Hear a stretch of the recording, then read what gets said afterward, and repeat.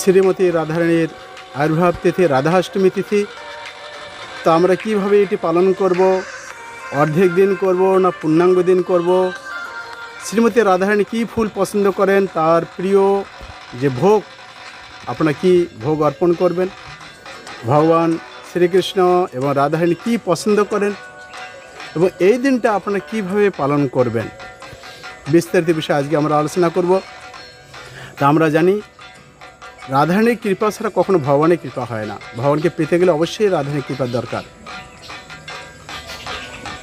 রাধা ভজনে যদি মতি নেই হেলা, কৃষ্ণ ভজন তব অকারণে গেলা। রাধারানী, আমরা জানি শ্রীমতী রাধারানী কোথা থেকে আবির্ভূত হলেন।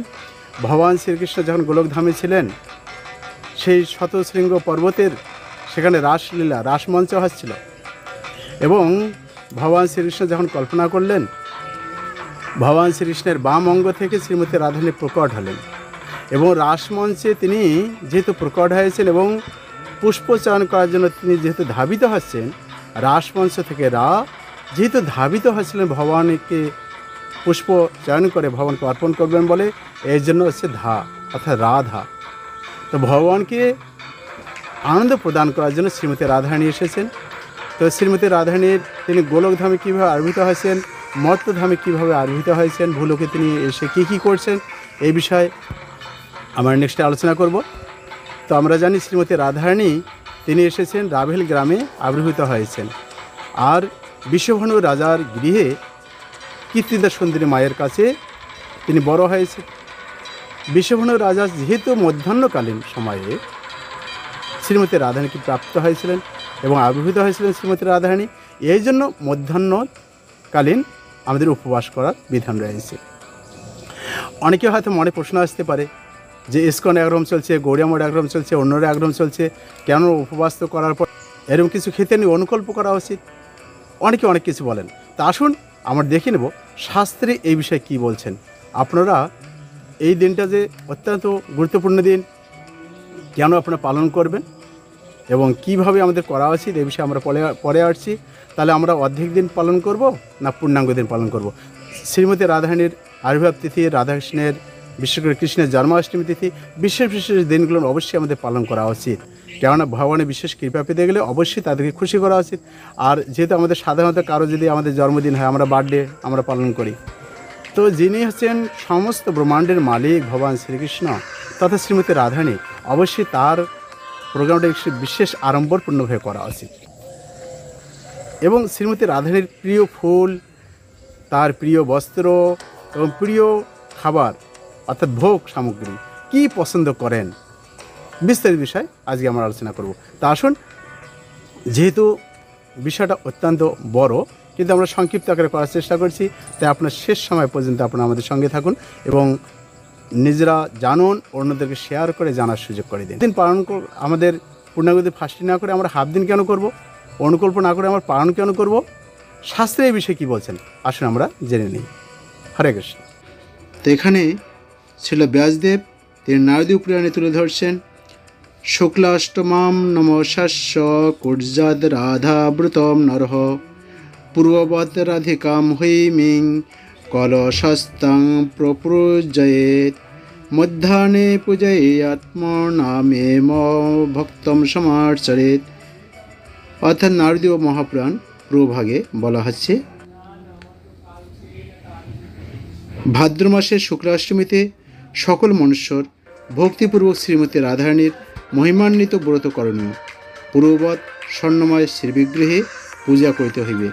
মধ্যাহ্নকালে যেহেতু রাধারানীর আবির্ভাব হয়, এই জন্য মধ্যাহ্নকালীন পূজা করে এরপর প্রোগ্রাম শেষে আমাদের প্রসাদ গ্রহণ করা উচিত। কী প্রসাদ গ্রহণ করবেন সে বিষয়ে তুলে ধরছেন। তো ভক্ত গ্রহণ, ভক্ত শব্দের কথা বলা হচ্ছে। ভক্ত সংস্কৃত শব্দ ভত্ত অর্থাৎ প্রাকৃত মানে ভাত, বাংলা কথায় যেটা বলা হয়। এখানে স্পষ্টভাবে অন্ন প্রসাদের কথা তুলে ধরা হচ্ছে, এখানে অনুকল্প কথা তুলে ধরা হয়নি। যেহেতু মধ্যাহ্নকালীন শ্রীমতী রাধারানীর আবির্ভাব হয়েছিল, এই জন্য মধ্যাহ্নকালীন পূজার শেষে এই প্রসাদ অর্থাৎ অন্ন প্রসাদ গ্রহণের কথা শাস্ত্রে তুলে ধরা হয়েছে। তাহলে আমাদের অবশ্যই আমাদের হাফ দিন পালন করা উচিত। এখানে পালনের কথা মানে ডাইরেক্ট বলা হচ্ছে ভাত বিষয় বলা হচ্ছে, অর্থাৎ রাধারানীর পূজা আদি অনুষ্ঠান করে তারপর পালন করতে হবে।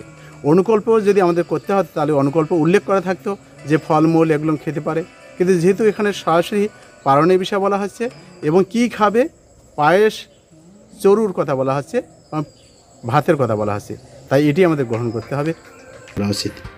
তো এখানে নারদমুনি তিনি তুলে ধরছেন প্রথমেই যাতে সবাই এই রাধাষ্টমীর ব্রত করতে পারেন।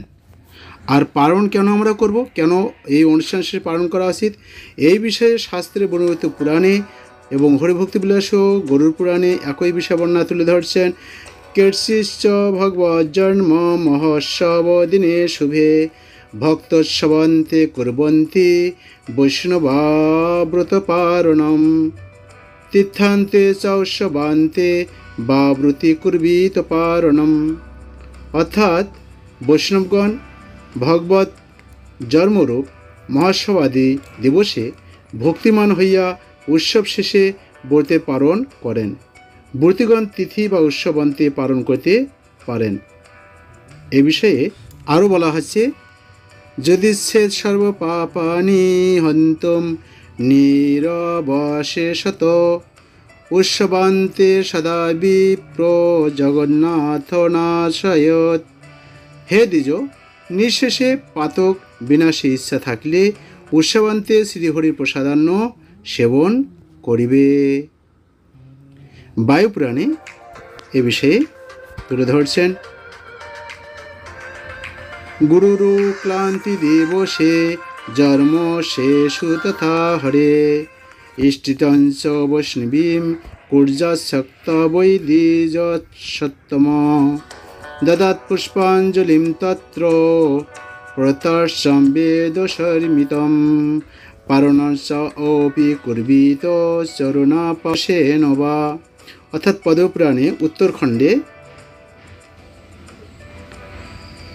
253 অধ্যায় শ্লোক নম্বর 164 থেকে 165 নম্বর শ্লোকে তুলে ধরছেন। অর্থাৎ হরে অর্থাৎ শ্রীহরি শ্রীমতীর আবির্ভাব নক্ষত্রে ও গুরুবর্গের আবির্ভাব ও তিরোদ্ভাব নক্ষত্রে দ্বিজবর যথাশক্তি বৈষ্ণবী ইষ্টি করিবেন।